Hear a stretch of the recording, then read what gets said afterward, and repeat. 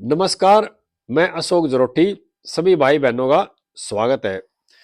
8 जनवरी को ममता दीदी ने जो बहुत बड़ी भूल की थी ना, उसके बाद उसको झटके पे झटके लग रहे हैं। 2 दिन पहले माननीय सुप्रीम कोर्ट ने ममता को बड़ा जबरदस्त झटका दिया है। पहला झटका यह है, जो ममता ने अपनी वेस्ट बंगाल पुलिस से ईडी के खिलाफ एफआईआर दर्ज कराई थी ना, उस एफआईआर पे सुप्रीम कोर्ट ने स्टे कर दिया है। अब उस पर कोई कार्रवाई नहीं होगी। और ममता को वहां के डीजीपी को, प्रशासन को, सेक्रेटरी को नोटिस कर दिया है। अभी 15 दिन के अंदर अंदर अपना जवाब दाखिल करें। ईडी काम में बाधा क्यों पहुंचाई। ईडी ने डिमांड कर रखी है, अगर जो डीजीपी है, वहां के जो कमिश्नर है कलकत्ता के, उनके खिलाफ तुरंत एफआईआर दर्ज की जाए और उनको तुरंत सस्पेंड किया जाए और उनके खिलाफ विभाग की तरफ से अनुशासनिक कार्रवाई की जाए। इस मामले की सुनवाई में बड़ी गौर की है सुप्रीम कोर्ट ने और बहुत गहरी टिप्पणी की है। और जो ये परिवारवादी लोग थे ना, जो देश की जनता को गुमराह करते थे, सेंट्रल एजेंसी को काम ना करने देते थे, इन पर जबरदस्त झटका लग रहा है। और एक तरह से जैसे ममता दीदी लकीर निकालना चाह रही थी, उस लकीर का पीछा कर दिया झारखंड की जो सरकार है ना, हेमंत सोरेन की सरकार। वहां भी इस तरह का एक मामला हुआ है कि ईडी के दफ्तर को घेर लिया झारखंड की पुलिस ने। झारखंड की पुलिस ने ईडी के दफ्तर को घेरा तो झारखंड हाई कोर्ट ने भी बड़ी गहन टिप्पणी दी है और आदेश दिए हैं कि भी इस तरह का जो व्यवहार जो है ना, राज्य की जो सरकारें हैं वो दुरुपयोग करती है अपने प्रशासन का और केंद्र की एजेंसियों को जांच करने से रोकती है। ये बिल्कुल गलत है। और झारखंड प्रशासन को बड़ी खरी खरी खोटी खोटी सुनाई है। और जो एफआईआर दर्ज की थी, मामला क्या था, ईडी झारखंड में कि 23 करोड़ का जो जलीय घोटाला था ना, उसकी जांच कर रही थी। उसमें जो मुलजिम गिरफ्तार किया था वो बेल पाया, उसने ईडी के अधिकारियों के खिलाफ शिकायत दे दी अपने लोकल थाने में और वहां की लोकल पुलिस ने ईडी के अधिकारी के खिलाफ एफआईआर दर्ज कर ली। और ये थी प्री प्लान, यानी कि जानबूझ के की गई थी। क्यों, जो आरोपी था ना वो बड़ा आदमी था, सरकार में हाथ था उसका, और एक नियोजित तरीके से एफआईआर दर्ज की गई। और इसमें हाई कोर्ट है ना झारखंड, उसने भी ये कहा बिल्कुल प्रिनियोजित तरीके से एफआईआर दर्ज कर रखी है। और इस तरह से अगर एफआईआर दर्ज कराएगी स्टेट पुलिस तो सेंट्रल एजेंसियां काम में नहीं करेगी। बड़ा जबरदस्त झटका दिया हाई कोर्ट ने भी। उससे जो ममता की लकीर में चल रहे थे हेमंत सोरेन जी, उनकी सरकार को भी झटका लग गया है।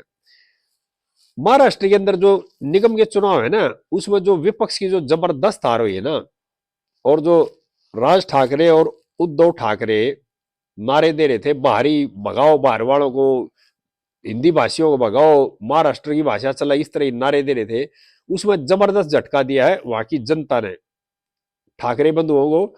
और ममता जी भी उसी लाइन में चल रही थी। अब बंगाल में बंगाली भाषा के इस तरह बात करते थे, बंगालियों को दूसरे राज्यों में पीटते हैं, 2 दिन पहले भी इस तरह भाषण दे रही थी। उससे भी जबरदस्त झटका लगा क्योंकि इसी लाइन पर ठाकरे बंधु चल रहे थे, राजनीति कर रहे थे, अपड़ों की, पराये की, भारियों की, महाराष्ट्रियों की। लेकिन महाराष्ट्र की जनता बड़ी समझदार निकली, उनको सही स्थान दिखा दिया महाराष्ट्र की जनता ने। और इसी पैटर्न पे ममता दीदी चल रही है। वो जो जनता वोट लेना चाह रही है बाहरी और बंगाली करके, लेकिन बंगाली जनता भी अगली बार इलेक्शन में बता देगी भाई बाहरी का नारा कितना भारी पड़ा है ममता के ऊपर। और ममता दीदी जो भूल कर गई 8 जनवरी को, वो उस पर बहुत भारी पड़ रही है। अब उनको बौखलाहट है। और वहां के जो डीजीपी है ना और पुलिस कमिश्नर थे और जो सेक्रेटरी वगैरह थे जो मौके पर गए थे उनके साथ है, उन्होंने सबने मिलकर बहुत बड़ी गलती कर रखी है। और सुप्रीम कोर्ट ने इस मामले को बहुत ही गहनता से लिया है और ये कहा भी इस तरह से अगर जो देश में चला तो केंद्र की एजेंसी को जांच नहीं करने देंगी, यानी कि देश को आप अपना मान लेंगे। अलग अलग स्टेट के जो मुख्यमंत्री हैं वो अपने हिसाब से काम करेंगे, अपने हिसाब से घोटाले करेंगे। जब केंद्र की एजेंसी घोटालों की जांच करेगी तो उसमें वे लोग बीच में दीवार बन के खड़े हो जाएंगे। इस तरह के मतलब यानी कानून का मजाक उड़ाया जाएगा। और उसके बाद स्थिति ये हो रही है दिन पर दिन कि ममता दीदी ने जो भूल की है उसका भुगतान उसने करना पड़ेगा। और जो देश के गृह मंत्री हैं, गृह मंत्रालय है, उन्होंने भी ईडी को विस्तार से रिपोर्ट जो पूरी है ना घटना की जो रिपोर्ट है वह पेश करने के लिए बिल्कुल नाम वाइज कौन कौन अधिकारी थे, किस किस अधिकारी ने क्या क्या कहा, किस तरह बदतमीजी की, पूरी विस्तार से कहा भी रिपोर्ट भेजो। और ईडी ने डीओपीटी गृह मंत्रालय को, सुप्रीम कोर्ट को इनके बारे में भेज दी थी। लेकिन अब गृह मंत्री का पूरी भेजो किसी किस अधिकारी ने क्या क्या किस तरह से शोषण किया, किस तरह से काम में बाधा पहुंचे, कौन कौन वो थे।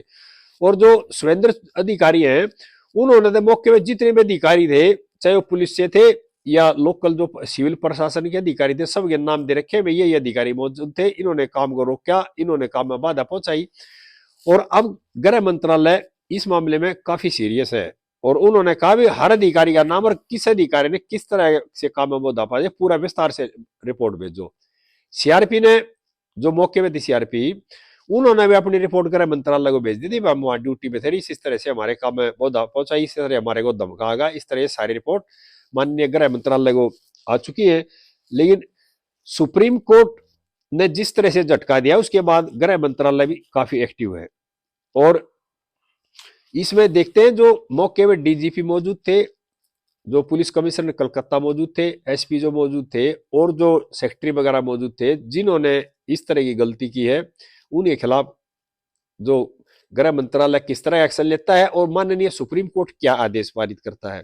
हाँ, ये पक्का है कि सुप्रीम कोर्ट जो एक्शन लेगा ना वो एक देश में मिसाइल काम करेगा, क्योंकि सुप्रीम कोर्ट ने जिस तरह से जो बहस कर रहे थे ना वहां पर अपना पक्ष रख रहे थे कपिल सिब्बल जी, उनको जो बता जिस तरह की बात की है, अभी ईडी हमारी पार्टी का वो लिया इस तरह के हो गई थी। और मुख्यमंत्री के जो बयान बदल गए ममता जी के कि मैं तो मुख्यमंत्री के तौर पर नहीं गई थी, मैं गई थी पार्टी का संरक्षक से, तो यानी टीएमसी की मुखिया के तौर पर गई थी। तो यहाँ सभी भाइयों से एक आवेदन हो रहा है कि डीजीपी को ले जाने की क्या जरूरत थी। अगर वो अपने पार्टी के मुखिया के तौर पर गई थी तो डीजीपी साथ क्यों गया था, पुलिस कमिश्नर साथ क्यों गया था और एसएसपी क्यों साथ गया था। और क्या जहां भी ममता दी जाती है या और जो तमाम राज्य के जो प्रधान मुख्यमंत्री जाते हैं उनके साथ जाती है क्या पुलिस है, क्या उनके साथ है डीजीपी जाते हैं, क्या कमिश्नर जाते हैं, नहीं जाते कहीं भी। कोई खास जो प्रोग्राम होता है उन पे डीजीपी मौके पर होता है, लेकिन आम जो रूटीन के पार्टी के कार्यालय में ममता दीदी या दूसरे जो मुख्यमंत्री हैं पार्टी के कार्यालय में रोजाना जाते हैं, कभी भी डीजीपी नहीं जाता हर जगह। लेकिन अब क्या हुआ, जो भूल की ना बहुत बड़ी भूल कर दी उसका पछतावा कर रही है और अपने आप को बचाने की कोशिश कर रही है ममता दीदी, लेकिन बचनी मुश्किल है क्योंकि अब देश के जो सीजीआई है ना वो काफी सजग आदमी है और कानून और जो हमारा लोकतंत्र है ना, जो हमारा संविधान है उसके सम्मत काम कर रहे हैं, लोकतंत्र को बचाने की कोशिश कर रहे हैं। और न्यायपालिका की जो साखगिरी थी ना पिछली सरकारों में, और जो पिछले परिवारवादी सीजीआई जो बनते थे उन्होंने जो न्यायपालिका की साखगिरह रखी थी ना, उस साख को वापस लाने की कोशिश कर रहा है देश का न्यायपालिका और देश का सीजीआई। और अब जैसे नए सीजीआई लगे थे उसके बाद देश की न्यायपालिका की सोच और ढांचा बदलना शुरू हो गया है, क्योंकि हाईकोर्ट ने भी सख्त टिप्पणी की है झारखंड के ने, झारखंड जो पुलिस के बारे में अब इस तरह से छावनी कैसे बना दी, कैसे घेर लिया। और इसी तरह से हमारे जो सुप्रीम कोर्ट ने भी टिप्पणी की है ममता वाले मामले में, अब ऐसे केंद्रीय एजेंसी को काम नहीं करने दोगे। अब आगे देखते हैं, अब जो परिवारवादी पार्टी है ना वो धीरे धीरे खत्म हो जाएगी, क्योंकि उनकी अपनी जो करतूते थे ना अपने स्वार्थ के लिए करतूते करते थे, काम करते थे, देश हित के लिए काम नहीं करते थे। जिस तरह से परिवारवादी जो पार्टी थी ना हरियाणा में निमट गई, पंजाब में निमट गई, उत्तर प्रदेश में निमट गई, महाराष्ट्र में निमट गई और बंगाल में भी निमट जाएगी, भी बंगाल बाकी बच रहा है। और जिस तरह के नारे दे रहे थे हमारे जो स्वार्थी नेता थे, अब केंद्रीय सरकार पे सुप्रीम कोर्ट पे ये इस तरह की बातें कर रहे थे, अब उनकी धीरे धीरे बोलती बंद होने लगी है। क्यों? देश की न्यायपालिका ने भी न्याय संगत काम करना शुरू कर दिया है।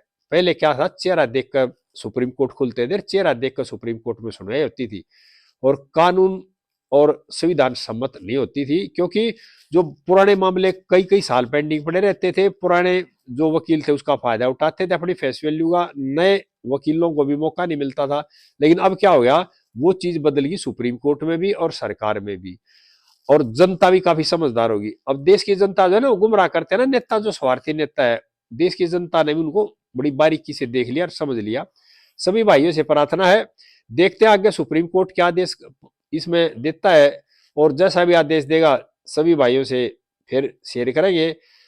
सभी से प्रार्थना वीडियो ज्यादा से ज्यादा शेयर करें। जय देशवासियों।